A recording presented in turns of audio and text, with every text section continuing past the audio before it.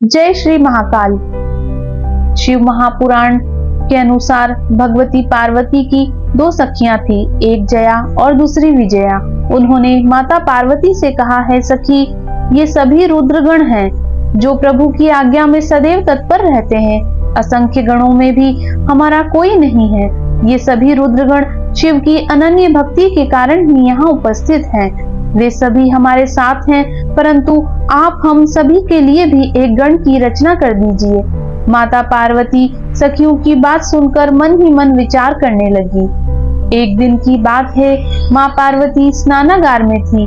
भगवान शिव माता पार्वती से मिलने गए। उस समय माता स्नान कर रही थी। नंदी ने भगवान से निवेदन किया, परंतु नंदी के निवेदन को अनदेखा कर भगवान शिव सीधे स्नानागार में चले गए। माँ पार्वती यह देख मन ही मन बहुत दुखी हुई और चकित भी हुई। तब माता ने मन ही मन विचार किया कि मेरी सखियां जया विजया ठीक ही कह रही थी। शिव प्रिया ने मन ही मन विचार किया, यदि द्वार पर मेरा कोई गण होता तो मेरे प्राण प्रिय स्वामी नहीं आ पाते। इन गणों पर मेरा संपूर्ण अधिकार नहीं है। इस प्रकार विचार कर अपने उपटन के मैल से एक चैतन्य बालक का निर्माण कर दिया। वह शुभ लक्षणों से युक्त था। उसके सभी अंग दोष रहित एवं सुंदर थे। उसका शरीर गौर वर्ण, सुंदर, विशाल और अतुल्य पराक्रम से संपन्न था।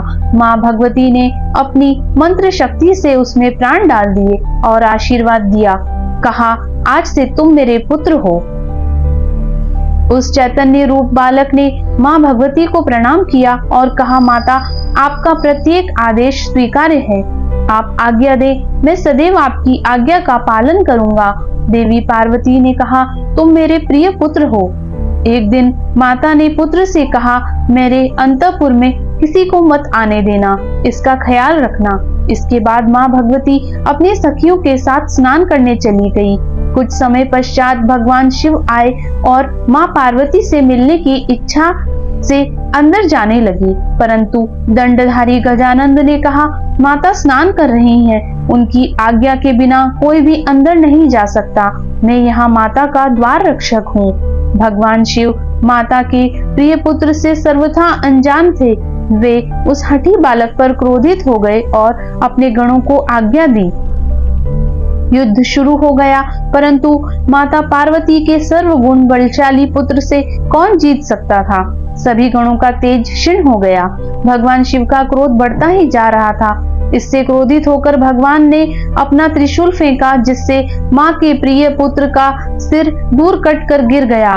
पुत्र का सिर कटते ही माँ भगवती क्रोधित हो गई और उन्होंने सहस्त्रों रौद्र शक्तियों को उत्पन्न कर दिया। सर्वत्र हाहाकार मच गया। देवता, ऋषि मुनि, समस्त सृष्टि भयभीत हो गई।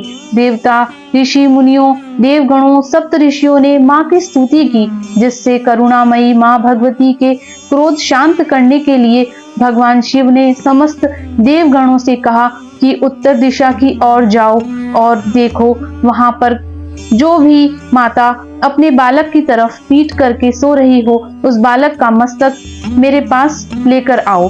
उत्तर दिशा में कुछ दूर पर जाते ही देखा कि एक गज सो रहा है, जिसकी माता उसकी तरफ पीठ करके सोई हुई है। जिस गज के एक ही दंत था, उसका धड़ लगाया गया। अभिमंत्रित जल से छिटका दे करके देवादिदेव महादेव की इच्छा से बालक में चेतना आ गई। उस समय की शोभा अत्यंत निराली थी, उसका वर्णन करना दुर्लभ है। सभी देवताओं ने प्रसन्न मन से आशीष प्रदान किया और अपने अपने स्थान पर चले गए।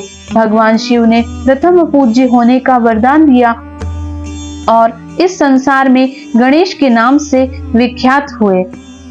गजानन महाराज की जय।